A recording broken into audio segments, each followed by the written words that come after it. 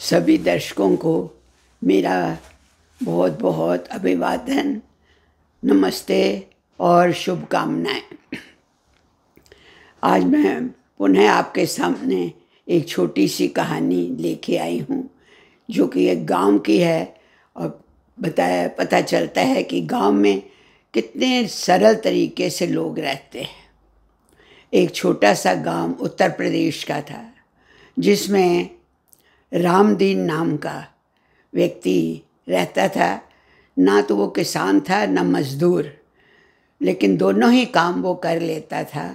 उसका 9 साल का बेटा था शामू, जो बिल्कुल ही सीधा साधा था। ना कोई वो स्कूल में जाता था, ना कुछ करता था, सारा दिन इधर से उधर घूमता रहता था। रामदीन लोगों के खेतों में मजदूर का काम भी करता था और खेती बाड़ी का भी काम करता था। जो उसको रोज़ाना वाले पैसे मिलते थे दिहाड़ी के, उसी से वो अपना और अपने बेटे का गुजारा कर लेता था। छोटा से झोंपड़ी की तरह का उसका घर था और घर में कोई भी नहीं था। बहुत थोड़ा सा ही सामान था, जिससे बस खाना पीना और रात को सोना हो जाता था। लेकिन धीरे धीरे करते उसका सारा काम छूट गया। कोई भी उससे काम नहीं करवाता था। अब वो क्या करता, उसने सोचा कि किसी और गांव में जाके देखा जाए। तो उसने सारा अपना सामान समेटा और उसके पास एक खच्चर थी। खच्चर पता है किसको कहते हैं? गधे की तरह ही होती है, लेकिन वो ज़्यादातर पहाड़ों पे होती है और भार उठाकर इधर से उधर ले जाने के काम में आती है। उसने अपने खच्चर के ऊपर थोड़ा सा सामान रखा। उसको लगा कि ये बहुत ज़्यादा है, बेचारी थक जाएगी। बाकी उसने बिस्तर और कुछ दूसरा सामान खुद उठा लिया और बेटे को भी एक आध चीज़ पकड़ा दी और बड़े दुखी मन से पीछे देखता देखता आगे को चलने लगा। उसको देखकर पहले ही लोग बहुत उसका मजाक करते थे। वहाँ कुछ बच्चे और लोग उसकी तालियां बजा बजा के कहने लगे कि रामू शामू जा रहे हैं, उनका कोई काम नहीं चला, चलो अच्छा हो गया। पर देखो कितने बुद्धू हैं, दोनों पैदल जा रहे हैं और खच्चर के ऊपर ज़रा सा सामान रखा है। इनको ज़रा भी अकल नहीं आई है। फिर उनको कहने लगे कि क्यों नहीं एक जना इनके पास ऊपर बैठ जाता है। उनको लगा कि वाकई बात ठीक है। वो लड़के को बिठा देता है और आप चल पड़ा साथ।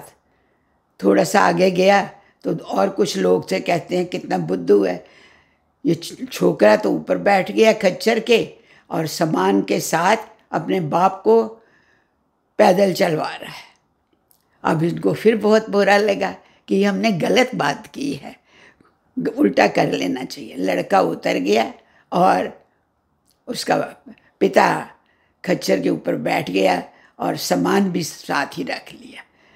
थोड़ा सा और चले तो कहने लगे, लो ना काम ना धाम, गांव छोड़ के जा रहे हैं। इनका इस गांव में गुजारा ही नहीं था। अब देखो कहाँ तक चलते रहेंगे, कभी कोई बैठता है कभी कोई।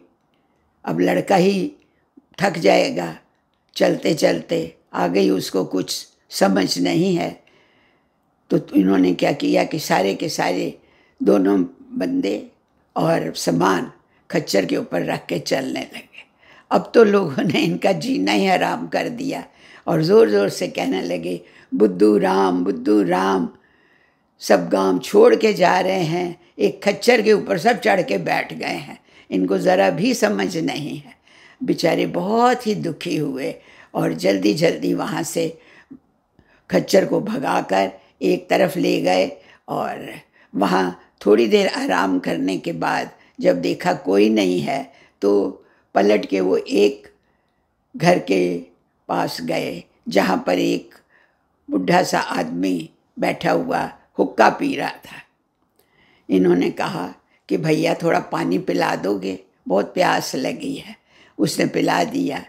फिर थोड़ी सी बातें करने के बाद कहने लगे कि कोई काम नहीं है बापू, कोई काम हमें दिला दो, हम गांव अपना छोड़ आए हैं, पीछे छूट गया है, अब हम इधर ही कुछ काम करना चाहते हैं। वो पूछने लगा क्या काम करोगे? तो इन्होंने कहा कि हम सारे काम कर लेंगे, आप जो कहोगे, बिल्कुल बस हमें इतने पैसे दे देना कि हम खाना खा सकें बनाकर, और एक छोटी सी जगह जहाँ हम रात को सो सकें। और आज हमें रात को ज़रूर सोने देना, क्योंकि रात हो गई है, कहाँ हम जाएंगे। उस आदमी को इनके ऊपर बड़ी दया आई, उनकी सादगी देखकर, और कहने लगा भाई बेटे, मेरे पास तो कोई जगह है नहीं, खाने को तुम शायद लाए हुए हो, रोटी अगर है तो खा लो, मैं थोड़ी सी सब्ज़ी आपको दे दूँगा।